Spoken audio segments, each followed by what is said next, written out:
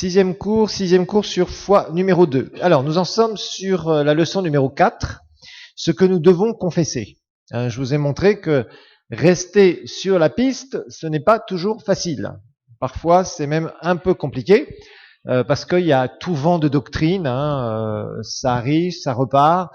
Il y a des gens qui commencent à enseigner des choses, qui, d'un seul coup, tous les gens s'y intéressent. Et si tu n'es pas dans la mouvance, dans la nouvelle doctrine, alors tu te sens un peu rejeté par certaines personnes, vous savez. Et puis, quelque temps après, 2, 3 ans, 4 ans après, cette fameuse doctrine, elle disparaît. Voilà. Il y a quelques années, il y avait la doctrine des églises de maison, qu'il fallait plus aller à l'église, puis aller ils ont appelé ça les synagogues. Il y a tout un bruit qui a été fait par rapport à ça. Après, on a eu aussi la doctrine de la grâce qui a été complètement abusée aussi, où les gens disaient je suis sous la grâce, donc je vis comme je veux, je fais ce que je veux, etc., etc. Vous voyez, il y a plein de doctrines comme ça. Il y a bien des années, c'était les doctrines, tout le monde est possédé, tout le monde doit être délivré, tout le monde est sous des malédictions, et les gens y allaient, ils se faisaient soi-disant délivrer, etc., etc. Ça, il y a bien longtemps, il y a une vingtaine d'années, ça courait, ça. Vous voyez, après, il y a eu les histoires d'argent, de la prospérité. Dieu est quasiment un magicien, c'est venu aussi, ça commence à repartir. En ce moment, on a la doctrine du je, moi et moi-même, de plus en plus, la Sainte Trinité, où on essaye de montrer aux gens qui sont de très grandes personnes, des VIP partout, ils se considèrent comme des grands partout, et puis finalement, ils arriveront à rien du tout, ils se gonflent, et ça fait des orgueilleux. Et Dieu fait grâce aux humbles. Il n'élève pas les orgueilleux. Vous voyez. Et franchement, les doctrines ça court, ça vient, ça repart, ça revient, etc. Il y a une chose qui est sûre, c'est si vous êtes bien fondé sur la parole de Dieu, ça vous gardera jusqu'à la fin de vos jours sur cette terre. Franchement, faites-le. Moi, je vous assure, ce que je vous enseigne ici dans cet institut, ce qu'on vous enseigne, c'est pas des jolis baratins. C'est des choses sur lesquelles vous devez absolument fonder votre vie et vous devez y rester jusqu'à la fin de vos jours. Si vous devenez responsable, si on vous donne des fois de quoi enseigner, même si vous êtes un jour dans le ministère, s'il vous plaît, gardez cette sainte doctrine. Ok? Ne vous en écartez pas.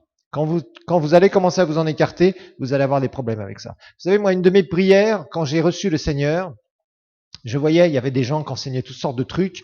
J'étais dans les milieux charismatiques, les nouvelles églises. Il y avait beaucoup d'émotionnels. Il y en avait qui disaient, la louange, c'est tout. On ne fait que de la louange, que de la louange, que de la louange. Ok, d'accord, mais la louange va pas te faire manger demain. La louange est important, c'est un instrument important. L'adoration aussi. Mais on vivait, j'étais dans une église où on faisait que de l'émotionnel. Et cette église a très mal tourné. D'ailleurs, elle a fermé des années plus tard. Pourquoi ? Parce que finalement, on était dans des doctrines excessives. Et j'avais dit au Seigneur, Seigneur, moi je veux avoir une doctrine où jusqu'à la fin de mes jours, je suis sûr que ça va rester. Je suis sûr que je vais pouvoir m'appuyer sur cette parole. Je veux que ce soit la vraie parole de Dieu. Et c'est pour ça que Dieu a vraiment répondu à cette prière. C'est pour ça que je vous apporte ces enseignements. C'est pas des trucs bricolés, j'essaye de vous montrer que dans la vie spirituelle, on ne joue pas. Les choses sont sérieuses. Et souvent, vous savez, par exemple ici dans ce pays, on a beaucoup de jeunes qui se convertissent actuellement, et les jeunes sont très, très facilement manipulables. Vous pouvez les embarquer dans des histoires où il y a de la sensation, où on montre des trucs spectaculaires, et d'un seul coup, ils se prennent au jeu. C'est normal. Sauf que pense que dans 10 ans, dans 20 ans, dans 30 ans, tu seras plus jeune. Et ils ne seront plus jeunes. Et des mouvements de jeunesse chrétienne qui ont porté des fruits pendant un temps, on les a vus dans le monde. Mais des années plus tard, il y en a beaucoup qui ont rétrogradé. Pourquoi ? Parce que beaucoup ne sont pas arrivés à une maturité.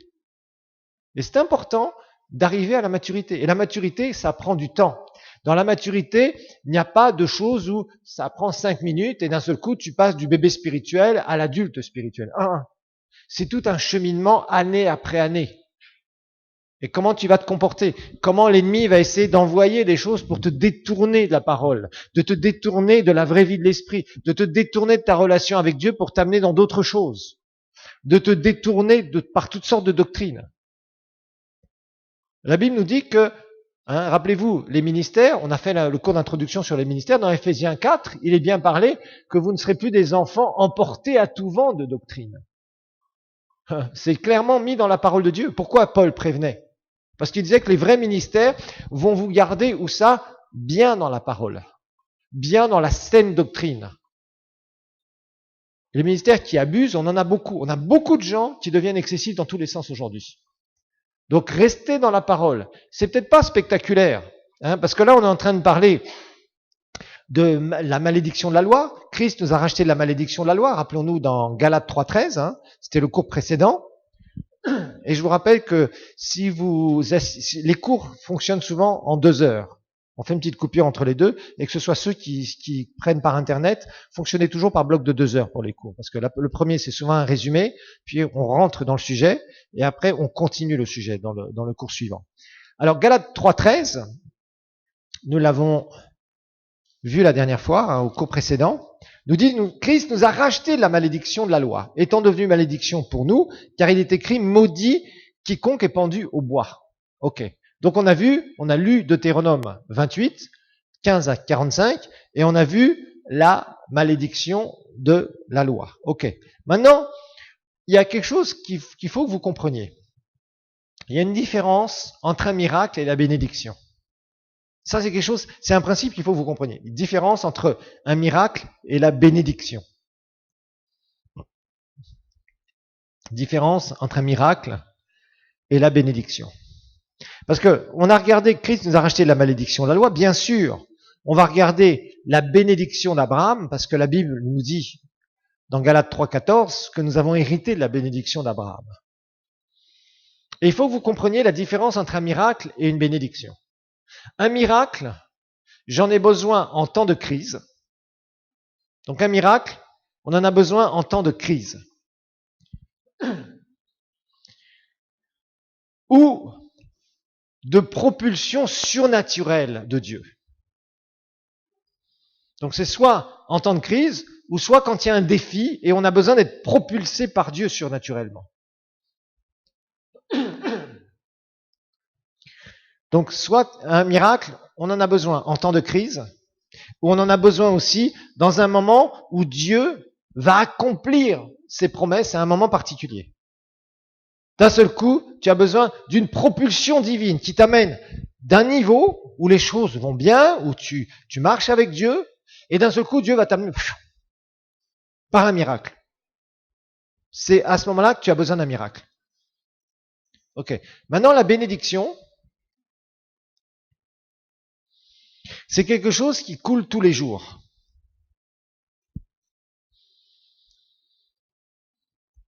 La bénédiction, c'est quelque chose qui va couler tous les jours si tu sais enclencher ces mécanismes de bénédiction. C'est quelque chose qui, petit à petit, va te faire monter, tranquillement, mais jour après jour, semaine après semaine, mois après mois, année après année. C'est une pente ascendante, hein, pour ceux qui font un peu de mathématiques. C'est pas une pente descendante, c'est une pente ascendante. Et des fois, une pente qui est très douce, mais tu progresses. Et on ne voit pas, chaque jour, d'un jour à l'autre, tu n'as pas l'air de voir la différence. Par contre, quand tu te retournes 1 an, 2 ans, 5 ans plus tard, tu dis, waouh, vraiment, là je vois qu'il y a quelque chose, quelqu'un qui est là et qui me fait progresser. La vie de Dieu coule régulièrement. C'est ça la bénédiction. C'est quand la vie de Dieu coule. Ça paraît pas, c'est pas spectaculaire la bénédiction. C'est ça qu'il faut que vous compreniez. C'est la différence entre un miracle et la bénédiction. Le miracle est spectaculaire. Ça arrive d'un seul coup, paf, et tout le monde fait waouh, gloire à Dieu. Le jour où tu es né de nouveau, d'un seul coup, tu as vécu un miracle. Et tu en avais besoin. Pourquoi ? Parce que tu allais vivre une tragédie, parce que tu courais direction de l'enfer. Et Dieu a dû faire un miracle pour te sortir, pour t'arracher des ténèbres. Parce qu'il y avait le danger des ténèbres qui pouvait t'amener à quoi ? À être détruit dans ton corps et à aller en enfer pour l'éternité. C'est pour ça que la vie chrétienne commence par quoi ? Un miracle. C'est normal. Parce que là, on a besoin d'un miracle. Et c'est spectaculaire. D'un seul coup, ta vie est transformée. Les gens ne te reconnaissent plus. Ta famille te dit, qu'est-ce qui s'est passé ? Certains te diront, ton visage a même changé, tes amis. Qu'est-ce qui s'est passé dans ta vie ? Parce qu'il y a quelque chose qui s'est passé dans ta vie, un miracle. Un miracle est quelque chose de spectaculaire. Un miracle, c'est quand tu es au bord d'une tragédie, d'un seul coup, Dieu te lève de ton lit de mort, par exemple. Tu allais mourir, et d'un seul coup, Dieu intervient par un miracle extraordinaire et te sort de la mort. Un miracle, c'est à un moment, tu vas avoir un accident de voiture et tu vas perdre la vie. Et Dieu vient et envoie un de ses anges et d'un seul coup, paf, te retire de ce danger. Mais tu dis, Seigneur, si tu n'avais pas été là, je suis le seul survivant ou je suis un des seuls survivants. Ah, merci Seigneur, parce que tu as préservé ma vie. Ça, c'est un miracle. Et puis un miracle, c'est un moment où tu es là, tu fais ce que tu dois faire, tu vis vraiment dans la bénédiction de Dieu, et d'un seul coup, Dieu vient surnaturellement et t'amène de ce niveau-là, et t'amène à relever un défi, et t'amène là. Ouf!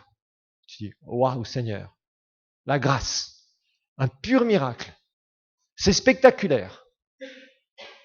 Mais aussi, un miracle, notez qu'un miracle, même si c'est spectaculaire, un miracle, même si c'est spectaculaire, ne construit pas notre caractère. Un miracle, même si c'est spectaculaire, ne construit pas notre caractère.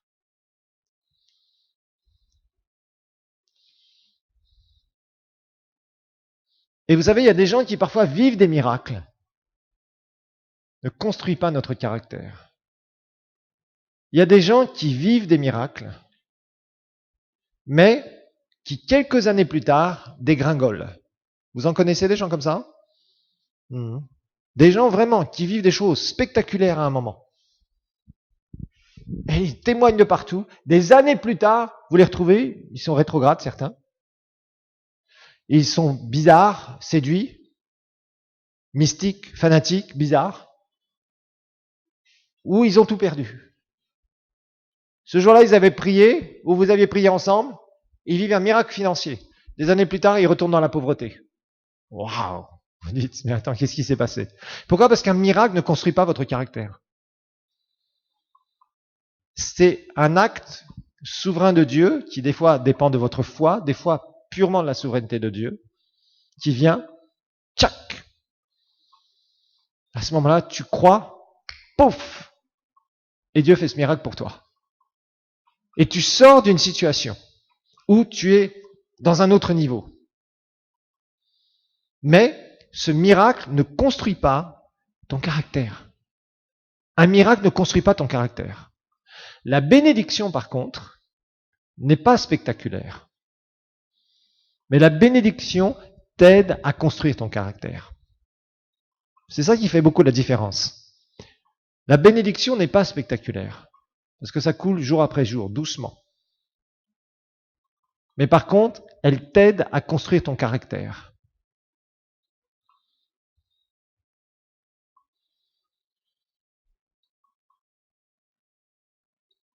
Et c'est ce qui va se déclencher jour après jour, voyez. Dans la bénédiction, c'est ça. La bénédiction, par exemple, ne t'amènera pas à prospérer financièrement du jour au lendemain.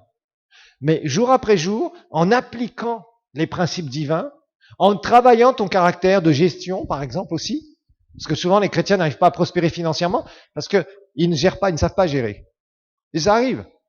Des fois, tu peux recevoir une grosse somme d'argent et quelques temps après, tu as tout gaspillé. Pourquoi? Parce que ton caractère n'était pas là.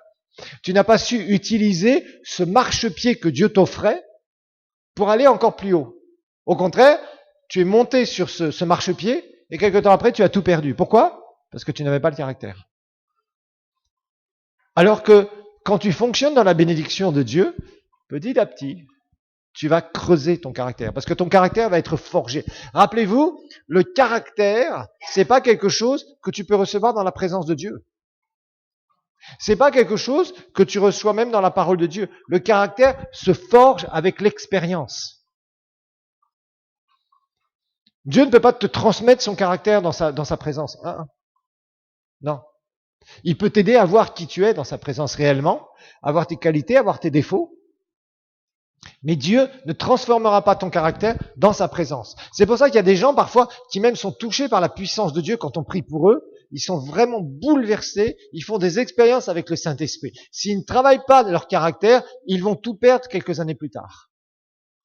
J'ai vu des gens être comme ça, être touchés par la présence de Dieu, et des années plus tard, devenir quasiment des ennemis du royaume de Dieu. Imaginez-vous. Pourquoi? Parce qu'ils n'ont pas travaillé leur caractère. Donc, un miracle, c'est bon, c'est super, c'est spectaculaire, c'est merveilleux. C'est comme il y a des gens. Parfois, il y a des gens qui vivent des miracles physiques, qui étaient paralysés ou qui avaient telle maladie, etc., etc. Dieu les touche, Dieu les guérit miraculeusement, et ils sont là, ils témoignent de partout, et des années plus tard, ils sont rétrogrades. Ils ont oublié ce que le Seigneur a fait pour eux. Ça arrive, ça. Parce que les miracles ne construisent pas le caractère. Vous voulez un exemple typique dans l'Écriture? Mais regardez le peuple d'Israël, quand ils avaient Moïse à leur tête. Aucun pays du monde n'a vécu des miracles comme Israël a vécu. Aucun pays a vu une mer s'ouvrir devant eux pour passer et avoir l'armée la plus puissante du monde qui allait les détruire et être épargnée. Aucun. Aucun pays du monde n'a vu de la nourriture descendre du ciel et des poulets descendre du ciel. Vous aimeriez bien, hein? Tous les jours, ton poulet, paf, merci Seigneur. Paf, merci Seigneur. Oh, celui-là, il est tombé à côté, je vais le ramasser quand même. Non, aucun pays du monde n'a vu ça. N'a vu de la viande tomber du ciel. Je vois un étudiant qui regardait là-haut. Non, non, ne t'inquiète pas, ça va pas tomber. Vous voyez, imaginez-vous. C'est difficile à s'imaginer. Israël a vécu des choses, ils ont été surnaturels. La Bible nous dit que leurs vêtements ne s'usaient pas. Imaginez-vous. La Bible nous dit que les Égyptiens leur ont amené de l'or, de l'argent, tout un tas de trucs avant qu'ils partent. Ils ont vécu miracle sur miracle sur miracle. Ils ont été protégés surnaturellement quand ils ont mis le sang de l'agneau pascal sur leurs portes, sur les linteaux. Ils ont été protégés surnaturellement. Ils ont vécu miracle sur miracle sur miracle. Mais qu'est-ce qu'ils ont fait? Dans le désert, c'était des rebelles. Dieu a dû, d'ailleurs, écouter Moïse qui a intercédé pour eux. Parce que Dieu voulait les détruire tous après. Il en avait tellement assez de ce peuple qui était rebelle. Rappelez-vous de ces épisodes. Pourtant, ils vivaient miracle sur miracle sur miracle. Quand il y avait des ennemis qui essayaient de venir les détruire alors qu'ils étaient en train de traverser le désert, Dieu a amené la destruction de ses ennemis. Ils ont vécu des choses incroyables. Miracle sur miracle, signe spectaculaire sur signe spectaculaire. Est-ce que ça a travaillé leur caractère? Non.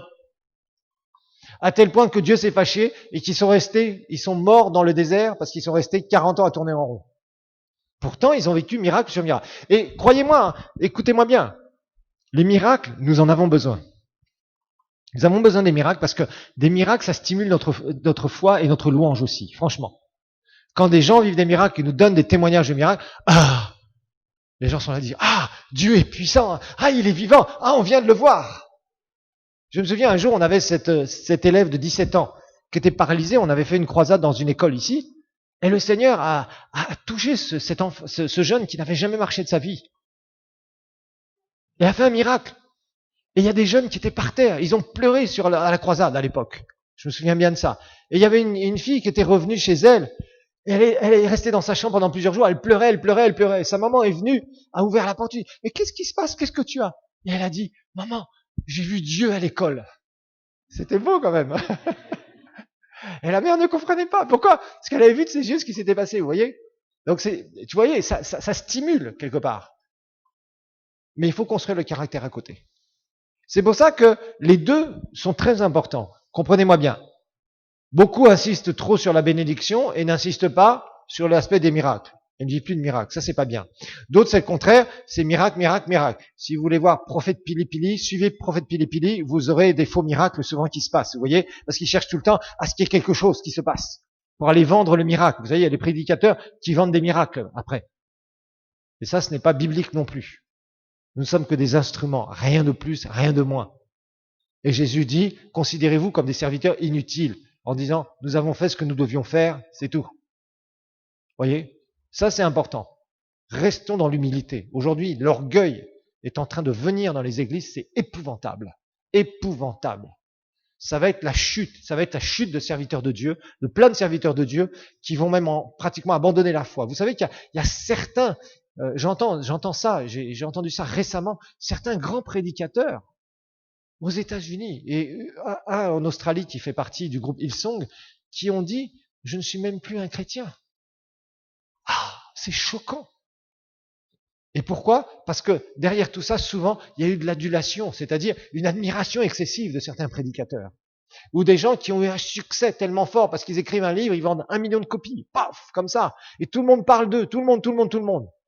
Les chrétiens sont des occasions de chute pour les prédicateurs, et les prédicateurs deviennent des occasions de chute pour les chrétiens, frères et sœurs. Avec l'orgueil. Un homme de Dieu, c'est un homme de Dieu. Il est loin, il fait ce qu'il a à faire, et il doit rester tel qu'il est. Il n'y a pas de super-héros prédicateur, de Superman. Nous sommes ce que nous sommes par l'onction. Si l'onction n'est pas là, nous sommes les plus misérables des hommes. Soyons bien clairs. Mais malheureusement, il y a un jeu qui se crée en ce moment, qui est très mauvais, entre le peuple de Dieu et les prédicateurs et le peuple de Dieu. Et ça, c'est très mauvais. On ne suit pas un prédicateur, on suit Jésus-Christ et on suit la parole de Dieu. On est nourri au travers d'un serviteur de Dieu, oui. Mais notre relation ne dépend pas de ce qu'il va dire ou de ce qu'il ne va pas dire. Elle dépend du Seigneur. Et maintenant, bien évidemment, nous devons être sous l'autorité spirituelle. Mais restons dans cet équilibre. Ça, c'est la parole de Dieu, ce que je vous dis. En dehors de ça, c'est des travers. Donc, la bénédiction, nous en avons besoin. Mais rappelez-vous, on n'est pas là pour chercher la bénédiction. On est là pour chercher celui qui est la source de toute chose. C'est tout. Votre relation avec Dieu, c'est ce qu'il y a de plus important. Votre relation avec le Seigneur doit dépasser les plus grandes bénédictions, les plus grands miracles que vous pouvez vivre. Ne vivez pas miracle sur miracle ou bénédiction sur bénédiction. Vivez en développant votre relation avec le Seigneur, en aimant Jésus de tout votre cœur, en aimant votre Père Céleste, en aimant le Saint-Esprit. C'est tout. Donc, rappelons-nous, miracle, nous en avons besoin. Un miracle est spectaculaire, mais il ne nous construit pas dans notre caractère. Un miracle, nous en avons besoin quand il y a des moments très difficiles dans notre vie. Si Dieu n'intervient pas surnaturellement par un miracle, c'est une tragédie. C'est quelque chose de terrible. On en a besoin aussi à un moment où on est là, on pratique la parole de Dieu, on a vraiment les éléments d'obéissance, un bon cœur pour le Seigneur, on a une certaine foi, mais on est limité quelque part. Et Dieu veut nous amener beaucoup plus haut selon les promesses qu'il nous a faites à ce moment-là. Et c'est là où tu vas vivre ce miracle exceptionnel. Où Dieu va venir te visiter d'une façon incroyable, où quelqu'un va te donner une parole particulière, une vraie parole d'un vrai serviteur de Dieu ou de quelqu'un qui vraiment est oint par Dieu pour te donner cette parole. Et d'un seul coup, cette parole, paf, clique dans ton cœur et t'amène tout là-haut. Mais rappelons-nous, le revers du miracle, c'est qu'il ne construit pas notre caractère. Il est spectaculaire, c'est super, nous en avons un besoin absolu dans notre vie, à certains moments de notre vie, mais en aucun cas, les miracles vont construire ton caractère. La bénédiction, c'est toi qui finalement commence à faire quoi? À mettre en pratique les mécanismes divins. Ce que Jésus a fait pour toi, ce que tu es en Christ. Tu commences à comprendre ces choses en étudiant, en puisant dans la parole de Dieu. Et ces mécanismes, tu fais quoi? Tu commences à les mettre en pratique jour après jour. Au début, tu les comprends pas très bien. C'est normal. Tu as besoin d'être éduqué dans la parole. Tu as besoin de grandir dans la parole. Et ça va être le fruit de ta relation personnelle entre le Seigneur et la parole. Rappelez-vous, Jésus, c'est la parole. La parole, c'est Jésus. On l'a étudié dans les cours précédents. Et le fait que cette parole commence à travailler en toi, que tu commences à la méditer, à t'en imprégner, à rester sur ce sujet jusqu'à temps que ça perce pour toi, tu médites, ça commence à descendre. Et quand elle commence à descendre dans ta nature spirituelle, rappelez-vous, elle crée la foi. Et là, tu commences à la proclamer, tu commences à la mettre en pratique. Et le fait de mettre ta foi en action amène la vie divine à ce moment-là. C'est là où tu sors, par exemple, de la pauvreté, mais tu n'en sors pas du jour au lendemain. Tu commences petit à petit à sortir de cette pauvreté. C'est là où tu avais des maladies chroniques. Et tu commences à réaliser combien la maladie vient du diable. La maladie est une conséquence de la malédiction de la chute. La maladie tu es racheté de la maladie. Et là, tu commences à proclamer la parole de Dieu. Et apparemment, rien ne se passe au début. Mais tu restes sur ta foi, tu parles la parole de Dieu, tu parles la parole de Dieu, tu parles la parole de Dieu. Et qu'est-ce qui se passe? Au bout d'un moment, la vie divine, la vie de la guérison divine commence à venir en toi. Et ces symptômes commencent à disparaître. La cause de ta maladie est en train de mourir. Et les symptômes commencent à disparaître. Voyez? Ça, c'est la bénédiction. Et tu commences à comprendre que tu as droit à une longue vie sur la terre. On va étudier ça aussi. Parce qu'il y a des gens qui pensent que Dieu va les reprendre très tôt dans leur vie. Non, c'est pas biblique. Tu as toute une vie à vivre sur cette terre pour servir ton Dieu. C'est vrai que là-haut, c'est extraordinaire, c'est merveilleux, c'est glorieux. Entre-temps, mon frère, ma sœur, tu as une mission sur cette terre. Tu as une mission d'aller chercher les pécheurs perdus. Numéro 1, c'est ta première mission. Ta première mission n'est pas de rester entre quatre murs et d'entendre des enseignements de la parole de Dieu à non plus finir des prédications où tu vas dire des Amen et des Alléluia. Ce n'est pas ta mission. La mission numéro 1 que Jésus nous a laissée, c'est aller et gagner les âmes perdues. La mission numéro 1 que tu as, c'est pas d'être béni. Maintenant, pour mieux gagner les âmes perdues, tu dois faire quoi? Tu dois être fort. Fort spirituellement, fort relationnellement, fort financièrement, fort en bonne santé, physiquement. Ça, oui. Et pour ce faire, tu dois apprendre à laisser la bénédiction de Dieu couler par rapport au rachat que Jésus a fait pour toi. Il t'a racheté la malédiction. Donc, tu dois avoir la bénédiction de Dieu couler et chaque jour, tu dois t'y mettre. Tu dois déclencher ces mécanismes qui sont vraiment importants. Parce que vous savez, souvent après les miracles, il y a des crises. D'ailleurs, c'est intéressant. Quand vous lisez l'Ancien Testament, là, il faut lire l'Ancien Testament. Vous voyez que souvent, quand le peuple d'Israël va vivre des miracles, quand Moïse va faire des miracles au nom du Seigneur, il y a souvent des crises de rébellion, des crises d'idolâtrie, des crises de machin, des crises de trucs. Pourquoi? Parce que l'ennemi est fâché. Rappelez-vous quand Jésus, dans le Nouveau Testament, va guérir cet aveugle de naissance, Jean chapitre 9, il va lui recréer les yeux. Il va faire un miracle créatif. Cet homme va être persécuté juste après. Il va avoir des histoires. Sa famille dit, nous, on ne sait pas trop ce qui s'est passé, parce qu'ils ont peur des Juifs. Les Juifs sont là, ils sont énervés, ils sont fâchés. Les religieux, les opposants au vrai royaume de Dieu, qui se disent être dans le royaume de Dieu, sont là et les persécutent. Souvent, après un miracle, il va y avoir une crise. Il va y avoir des moments où les choses vont être secouées, où tes convictions vont être secouées. Où d'un seul coup, il y a des choses difficiles que tu vas vivre. Mais tu ne t'y attends pas, parce que tu es ce qu'on appelle euphorisé, c'est-à-dire comme drogué d'avoir vécu ce miracle. Oui, gloire à Dieu. Mais après le miracle, attends-toi à ce qu'il y ait quelque chose qui vienne contre toi. Souvent, c'est le cas, frères et sœurs. Vous le verrez. C'est scripturaire. Vous voyez exemple sur exemple sur exemple. Élie, qui va se débarrasser des prophètes de Baal, juste après, Jézabel lui dit, celui-là, on va lui couper la tête. Et Élie se retrouve seul à seul avec lui-même, après avoir fait un grand miracle, où Dieu a fait des choses extraordinaires pour nettoyer le pays d'Israël de l'idolâtrie et des esprits sataniques qui s'étaient emparés du peuple. Et là, Élie va vivre des moments très difficiles. Il va même être déprimé. Il dira, je suis pas meilleur que mes pères. Il va vivre un moment de dépression totale, un burn-out total. Il va aller tout seul dans le désert. Et Dieu lui dit, Élie, qu'est-ce que tu fais dans le désert?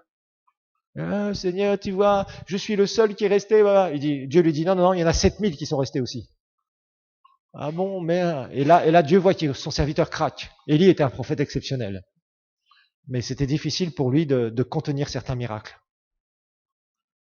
Vous savez, c'est pas toujours évident la suite d'un miracle. La suite d'un miracle, parfois, peut être une suite de combats spirituels. On dit, comment ça? Dieu touche quelqu'un, Dieu le bénit, Dieu lui fait un miracle, et cette personne va vivre des batailles. Oui. Parce que l'ennemi va tout faire pour que tu redégringoles après. Donc c'est pour ça que si tu viens un jour à un miracle, tu dois faire attention. Et le mieux dans la vie spirituelle, c'est à la fois de vivre dans la bénédiction de Dieu, c'est-à-dire déclencher les mécanismes au travers de ta foi qui se développe jour après jour, de ton obéissance, de ta confession, de la pratique de la parole de Dieu. Et quand le miracle vient en supplément, c'est ce qu'on appelle la cerise sur le gâteau ou la fraise sur le gâteau, si vous préférez, avec la crème. C'est beaucoup plus encore. Et là, tu dis, Seigneur, je suis béni de toutes parts, et en plus, tu me fais des miracles pour moi. Ça, c'est vraiment extraordinaire. Et c'est là où on voit la grâce de Dieu qui est là, dans sa plénitude, dans nos vies. Ok, on va avancer un peu. Alors, donc, je vous rappelle que les doctrines qui disent que nous sommes sous des malédictions, ce n'est pas scripturaire. Ne croyez jamais ça. Si quelque chose n'avance pas dans votre vie, ne dites jamais « je dois avoir une malédiction dans ma vie ». Il n'y a pas la malédiction du chômage, il n'y a pas de malédiction de la pauvreté, entre guillemets, qui viendrait contre toi et qui serait attachée à toi. Non, tu as été racheté de cette malédiction. Il n'y a pas de malédiction de maladie que tu dois accepter. Non. Il n'y a aucune malédiction du célibat que tu dois croire. J'ai une sœur qui m'a écrit il y a quelque temps, qui est dans un autre pays, qui me dit, pasteur, il n'y a rien qui marche dans ma vie. Comme si j'avais une prière magique. Il n'y a pas de prière magique. Je suis là, mon fiancé devait payer la maison, et en fait, il m'a abandonné depuis 2 semaines, je ne sais plus quoi faire. J'ai pas de boulot depuis tant d'années. Elle est orpheline, tout ça. Vraiment, bon, elle a des circonstances très difficiles. Vous savez, parfois, la vie n'a pas été sympathique avec nous. Mais est-ce que tu dois jouer la victime, ou est-ce que tu dois accepter qu'en Christ, tu as été racheté de tout ça? Et après, tu vas t'en sortir avec la parole de Dieu. Ça, c'est le défi que tu as. Tu ne dois pas hésiter à dire, ah, si c'est comme ça, ok, j'ai eu telle et telle chose, ok, très bien. Mais c'est pas le diable qui va avoir la victoire dans ma vie. Maintenant, je suis une nouvelle créature en Christ, et c'est justement là où ces défis, tu vas les relever. Là où ces choses qui ont été de par ta naissance, de par ta vie, de par tes circonstances. Maintenant que tu es en Christ, tu dois prendre ce qu'on appelle le taureau par les cornes et dire, ça suffit maintenant. Je vais pas accepter ça. Ça, c'est ce que tu dois faire. Plutôt que de croire que le prophète Pili est venu chez toi en disant « Oh mon frère, oh ma sœur, je vois des malédictions dans ta vie. Oh, il y a des esprits qui te tourmentent la nuit et même le jour. Et là, tu es comme ça et comme ça parce que ces esprits mauvais dominent sur toi. Tu as les malédictions. » Non, accepte jamais ça. Accepte jamais ça. Il y a vraiment des trucs. Il y a des gens, c'est des prophètes de Satan. Combien d'enfants ont été assassinés au Congo avec ça? On venait dans une famille en disant, ta fille est une sorcière. Et on tue l'enfant. Mais c'est honteux, c'est un scandale. Et des gens qui se disent serviteurs de Dieu, c'est des serviteurs de Satan. C'est des gens qui devraient être mis en prison, ces gens-là. C'est honteux. Combien de fois on voit des gens qui se nomment et qui se réclament être serviteurs de Dieu aller raconter, s'introduire dans les maisons. Ne laissez jamais, je vous le dis et je vous le répète, ne laissez jamais quelqu'un qui vient chez vous à votre porte, toquer à votre porte et dire « Dieu m'a envoyé chez toi ». Combien de vies ruinées j'ai vu avec ça. Des chrétiens qui commençaient. Combien de gens j'ai reçus en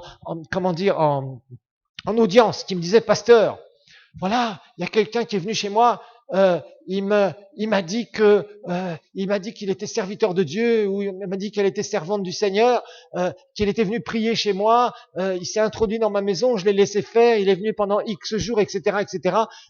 Et Dieu lui a dit ça et ça, que j'avais telle et telle malédiction. Et depuis qu'il m'a dit ça, alors souvent je pose la question, depuis qu'il t'a dit ça, tu te sens comment? Oh, je suis troublé. Est-ce que Dieu peut envoyer quelqu'un chez toi et amener le trouble? Ça, c'est le diable qui fait ça. C'est des gens qui sont des satanistes. Et croyez-moi, frères et sœurs, on a affaire à de plus en plus de satanistes, des loups qui se déguisent en brebis. Et ça, il faut s'en débarrasser. Quand tu ne connais pas bien la parole de Dieu, quand tu ne sais pas qui tu es en Christ, quand tu ne sais pas que tu as été complètement racheté de toute la malédiction, il n'y a plus aucune malédiction dans ta vie. Maintenant, je vais t'expliquer quelque chose d'important, que tu dois retenir toute ta vie. Rappelle-toi, ce qui est né de nouveau, c'est quoi? Ton esprit. Spirituellement, le diable n'a aucun pouvoir sur ta nature spirituelle. Rappelle-toi de ça. Ça, c'est important. Maintenant, certains d'entre vous, vous devez comprendre le principe suivant. Autour de nous, il y a un monde spirituel. Ok? Il y a des anges, mais il y a aussi des esprits sataniques. Il y a ce qu'on appelle, et la Bible nous le montre, des esprits dits familiers. C'est-à-dire des esprits qui connaissent un certain nombre de choses. Les démons voient dans le monde spirituel, ils voient dans le monde naturel. Les anges aussi, bien sûr. Il y a des choses, par exemple, de ta famille, qui essaieront de venir vers toi. Et c'est de ça dont tu dois te débarrasser au travers de ta foi et de ta confession. Toi, tu n'es plus fils ou fille du diable. Peut-être que le diable a travaillé dans ta famille pendant des années. Peut-être que dans ta famille, il y avait des gens qui faisaient de la sorcellerie. Peut-être qu'il y a des gens qui vivaient des choses. Par exemple, dans des familles, on voit, il y a une fille donc qui devient mère. Voilà. Fille-mère. Baf. La grand-mère était comme ça. La mère a fait la même chose. La fille fait la même chose. Vous voyez que là, qu'est-ce qu'on a? On a un entourage spirituel qui amène ce genre de péché. L'arrière-grand-père était un soulard, le grand-père était soulard, le père était soulard, et l'enfant qui dit « moi je ne boirai jamais », quand il a 18 ans, c'est un vrai soulard. Pourquoi? On voit que là, il y a quelque chose, vous voyez, il y a des racines spirituelles derrière tout ça, qui se transmettent de génération en génération en génération. Ok. On pourrait parler de pauvreté, on pourrait parler de beaucoup de choses. Ce genre de péché que vous voyez de génération en génération, ça c'est ce qu'on appelle des malédictions générationnelles. Ok? Mais ces malédictions générationnelles ont été brisées pour toi le jour où tu es né de nouveau. Mais tu vas me dire, pasteur, moi il y a des choses qui me tournent autour. Ok, on en vient là. On en vient là. Comprenez bien le principe ici. Parce que vous voyez, ces histoires de malédictions générationnelles, ça a été enseigné. Et on a dit, tu dois être délivré de toutes les malédictions générationnelles en tant qu'enfant de Dieu. Ça, c'est faux. Ce n'est pas scripturaire. Écoutez-moi bien sur ce que je vais vous dire. Le jour où tu es né de nouveau, tu as changé de royaume. Il n'y a plus de malédiction générationnelle dans ta vie. Tous ceux qui ont prêché ces fausses doctrines ont amené du dégât. Moi, je me souviens un jour, j'étais dans une église pentecôtiste au début de ma nouvelle naissance. On avait la fille du pasteur qui était partie faire un séminaire. Je crois que c'était à Hawaï ou je sais plus trop quoi. C'était des Américains qui enseignaient justement sur ces malédictions générationnelles, sur la cure d'âme.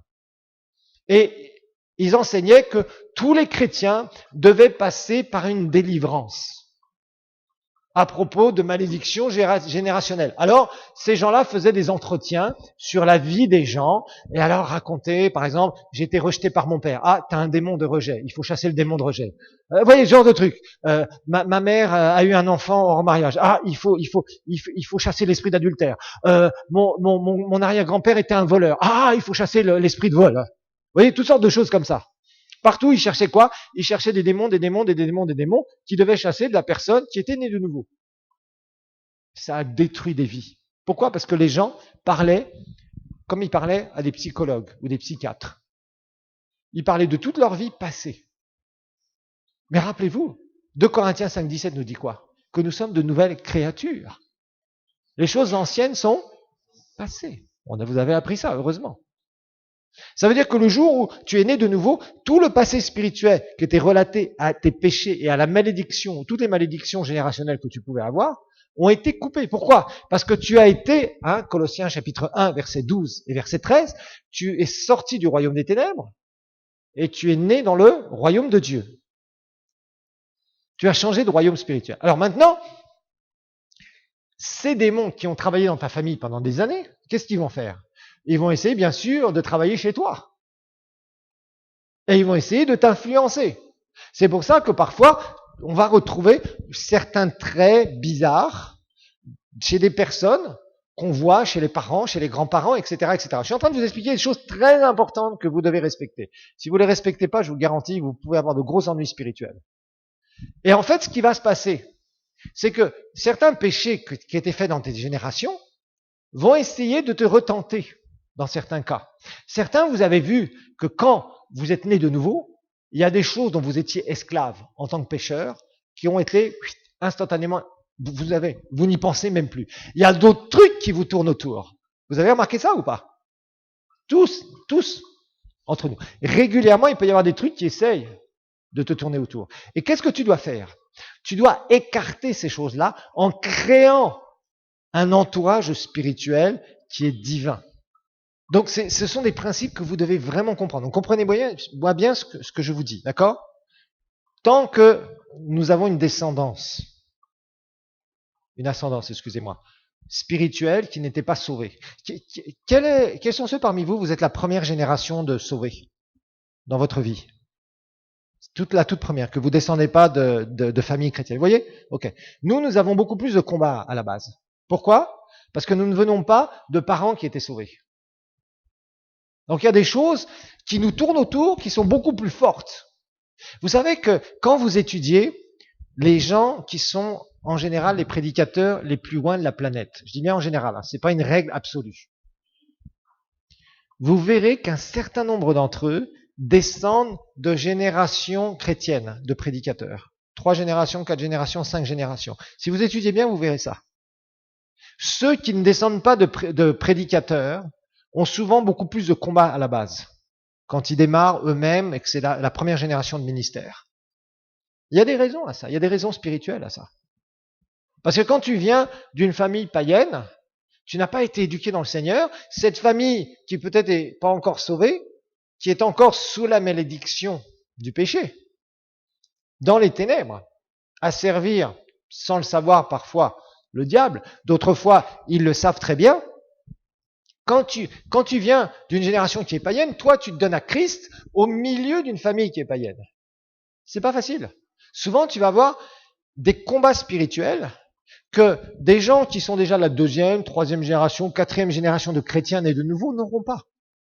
Pourquoi? Parce que de génération en génération, les gens se sont mis dans le Seigneur, ont vu la main de Dieu et se sont débarrassés. Et le diable a de moins en moins de possibilités de toucher à cette famille, puisque c'est une famille chrétienne. Voyez? Et ce qu'il faut comprendre, c'est que le jour où tu nais de nouveau, toutes ces malédictions, tu en as été racheté à la croix du calvaire. Mais tu vas voir certaines choses qui viennent contre toi. Certains combats que tu vas avoir. Et à ce moment-là, ces combats vont être beaucoup plus forts.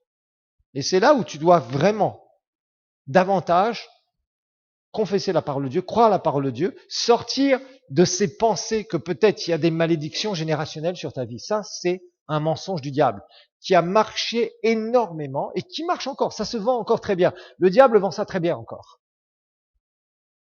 Il est un expert vendeur de ce genre de choses. À dire aux chrétiens nés de nouveau, tu sais, ça ne marche pas dans ta vie parce qu'il y a une malédiction derrière. Ne crois jamais ça. Si tu entends un jour dans tes oreilles, tu sais, il doit y avoir une malédiction dans ta vie, fais une chose. Dis, Satan, tu es venu trop tard pour me convaincre. Maintenant, je sais qui je suis en Christ. Voyez, il n'y a pas de malédiction sur vous, ni pauvreté, ni maladie, ni de mort spirituelle, ni de quoi que ce soit. Ça, vous devez l'accepter. Si le diable a essayé de te faire croire ça et que tu continues à le croire, tu crois un mensonge. Et rappelle-toi de ce que Jésus a dit. Que le diable est quoi? Le père du mensonge. Et il va utiliser des gens qui parfois se disent être serviteurs de Dieu, qui prêchent ce genre de fausses doctrines et qui troublent les chrétiens. Et j'ai vu que certains le font pour pouvoir manipuler les gens. Des fois, leur soutirer de l'argent. Des fois, pour avoir un espèce de pouvoir sectaire, maléfique sur eux.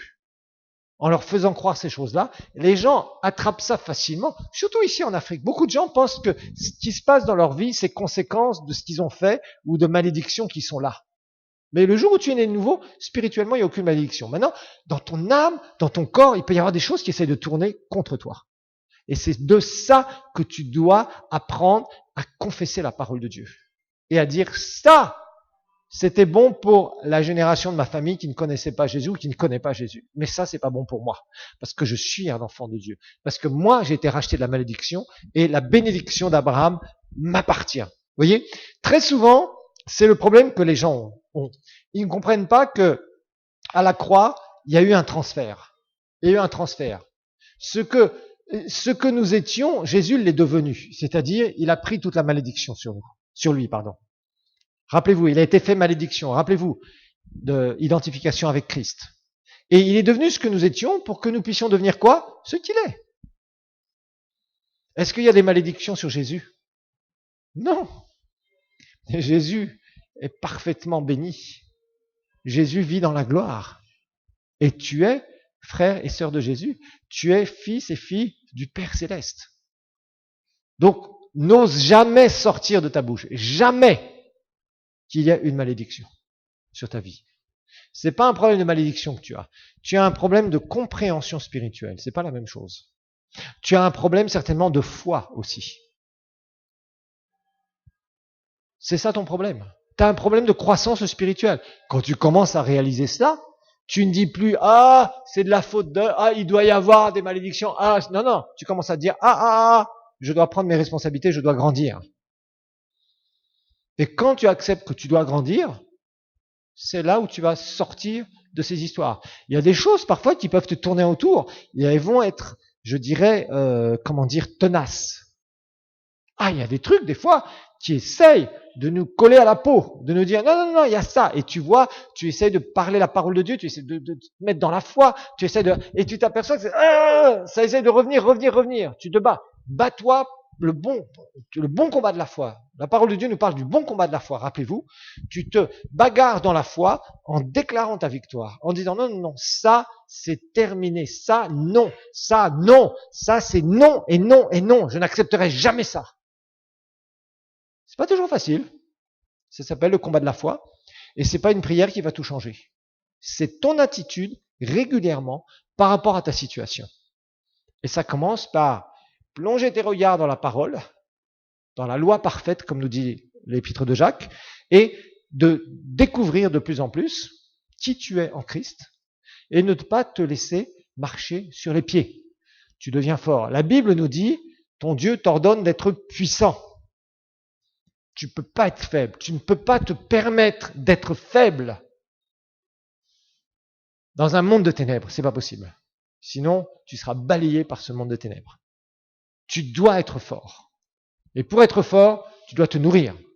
Tu dois absorber cette parole. Tu dois la parler. Tu dois refuser de croire autre chose que ce que la parole de Dieu déclare, quelles que soient tes circonstances. C'est pas toujours facile. Regardez ce que Jésus va dire même sur lui-même. Jésus, vous savez que Jésus va confesser des choses sur lui-même? Regardons ensemble. Jean 8, verset 12. Vous trouvez ça surtout dans l'évangile de Jean. Jean 8, verset 12.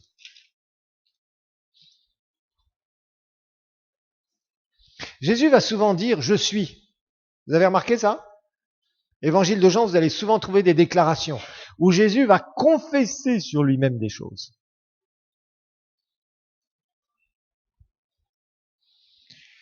Jésus leur parla de nouveau, Jean 8, verset 12, et dit « Moi, je suis la lumière du monde. Je suis, je suis. » Jésus parlait sur lui-même. Regardons chapitre 9, verset 5, il va le répéter. « Pendant que je suis dans le monde, je suis la lumière du monde. » 9, 5.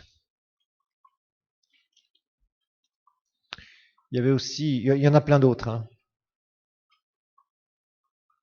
Ah, regardez le verset 24. Alors ça c'était l'affirmation de sa divinité.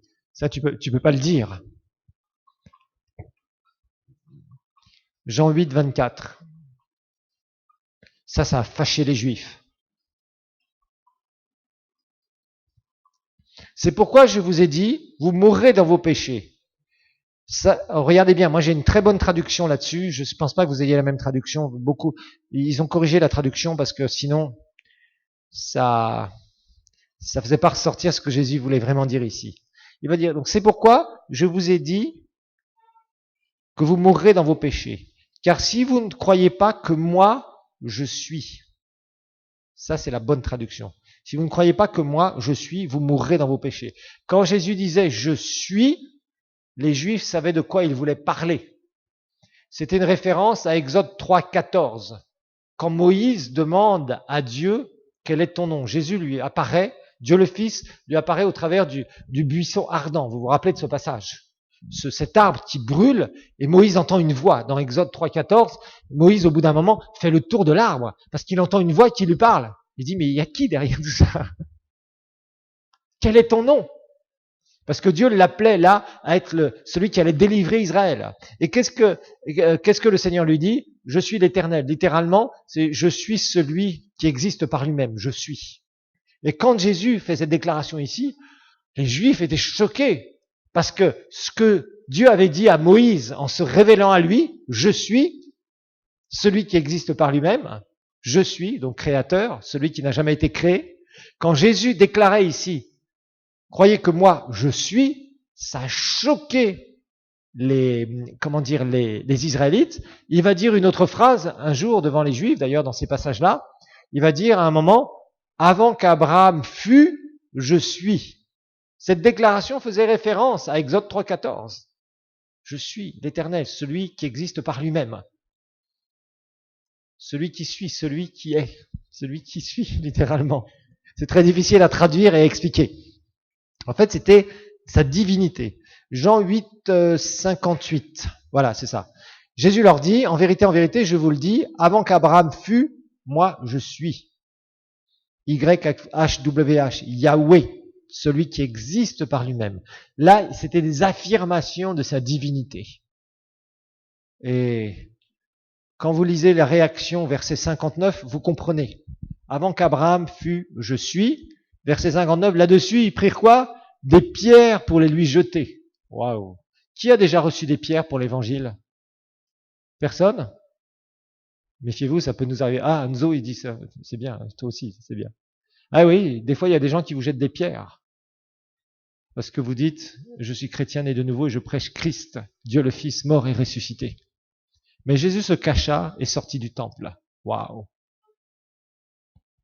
Jésus affirmait sa divinité au travers de ça. Il déclarait, je suis la lumière du monde. Il disait des choses, il les confessait. Chapitre 10, verset 7. Un jour, faites une étude pour vous-même. Vous prenez l'évangile de Jean et vous entourez à chaque fois les je suis, les déclarations que Jésus va faire. Jésus dit encore, en vérité, Jean 10, verset 7, je vous le dis, moi je suis la porte des brebis. Jésus confessait, je suis la porte des brebis. Verset 11, un verset très connu, Jean 10, verset 11, je suis le bon berger. Il disait pas je suis un bon berger, il disait je suis le bon berger. Vous voyez, Jésus déclarait sur lui-même un certain nombre de vérités. Un certain nombre de vérités. Donc si Jésus le faisait, c'est qu'il y avait des raisons. Jésus confessait un certain nombre de choses. Il confessait ce qu'il était. Et tu dois confesser. Non pas pour montrer aux autres qui tu es. Fais-le des fois quand tu es seul à seul. Tu déclares, tu prends la Bible comme ça, tu ouvres et tu déclares. Je suis un enfant de Dieu, je suis une nouvelle créature. Je déclare que tout mon passé spirituel a été effacé au travers de la croix du calvaire. Je déclare que tous mes péchés ont été pardonnés. Je déclare que je suis le bien-aimé du Père. Je déclare. Vous voyez, ça vous pouvez le faire. Malheureusement, on en fait de plus en plus un spectacle public. Fais-le toi personnellement. C'est ce qui t'apportera le plus. C'est pas un spectacle public. C'est quelque chose que tu dois faire toi personnellement. Je veux vous encourager dans ce cours à avoir une relation personnelle plus approfondie avec la parole de Dieu. L'étudier, la croire, la parler. Faites-le. C'est pas le faire simplement parce qu'on fait ce cours. Faites-en régulièrement une habitude. Moi, personnellement, il y a un verset que je confesse régulièrement avant d'exercer le ministère. C'est dans Luc chapitre 4. Particulièrement quand nous avons aussi des croisades. Je répète ce verset une dizaine de fois, régulièrement. Luc 4, verset 18. L'Esprit du Seigneur est sur moi parce que je suis dans le ministère, donc je le déclare. Si t'es pas dans le ministère, tu peux pas le déclarer. Parce qu'il m'a oint, je le déclare, pour guérir ceux qui ont le cœur brisé, pour annoncer de la bonne nouvelle aux pauvres. Et des fois, je rajoute ça. Je dis, l'Esprit du Seigneur est sur moi parce qu'il m'a oint, pour guérir ceux qui ont le cœur brisé. Par exemple, si on fait une croisade à Guitaza, pour annoncer la bonne nouvelle aux pauvres de Guitaza. Il m'a envoyé pour proclamer aux captifs de Guitaza la délivrance. Vous voyez? Il faut confesser les choses. Cela va ouvrir, va activer le monde spirituel. Rappelez-vous ce que nous avons vu. Si tu confesses de ta bouche le Seigneur Jésus et que si tu crois dans ton cœur que Dieu l'a ressuscité des morts, tu seras sauvé. Qu'est-ce que tu as fait le jour où tu as cru dans ton cœur que tu as entendu l'évangile? Tu as confessé de ta bouche et ça a créé ce miracle. Le monde spirituel a agi en ta faveur. On a vu en général, ça c'était bon pour le salut, tu l'as fait une fois, tu as reçu Jésus, tu as été sauvé ce jour-là.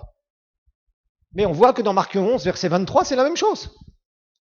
Que ce qu'il dit arrive, ce qu'il croit que ce qu'il dit arrive, il le verra s'accomplir.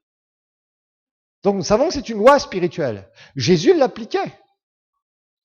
Est-ce que toi, tu vas continuer à déclarer des choses qui ne sont pas bonnes dans ta vie? Oh, je suis malade, je sais pas si je vais vivre longtemps. Qu'il soit fait selon ta foi. Hein, mon grand-père est mort de ça, mon père est mort de ça, moi je vais certainement mourir de ça. Ben oui, tu vas mourir de ça. Puisque tu n'arrêtes pas de le confesser, de le croire. Et là, c'est parce que tu ne crois pas quelque chose de biblique, mais tu es en train de mettre des choses dans ta vie. De plomber ta vie. De miner ta vie avec des cochonneries. Avec des choses qui sont contraires à la parole de Dieu. Maintenant, je te dis, c'est une question entre toi et Dieu et dans le monde spirituel. C'est pas la peine d'aller faire. Moi, des fois, je vois des jeunes qui commencent à prêcher et à aller raconter des grandes déclarations et du n'importe quoi.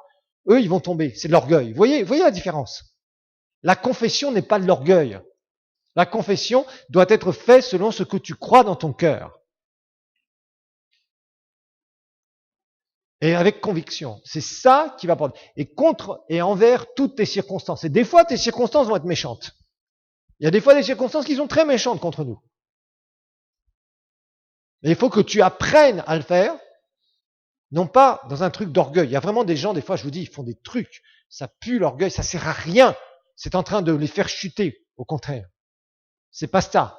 La vraie confession, c'est de marcher sur tes convictions, marcher sur ta foi, de passer, de drainer, je veux te dire, cette parole.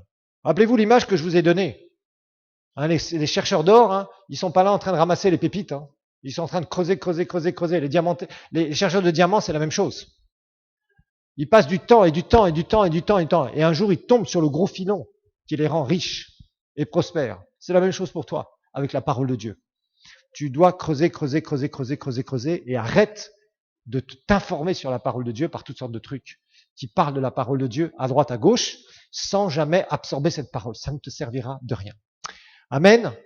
Aujourd'hui, je vous ai savonné, hein, comme on dit si bien ici. Hein. Ça fait du bien, n'est-ce pas?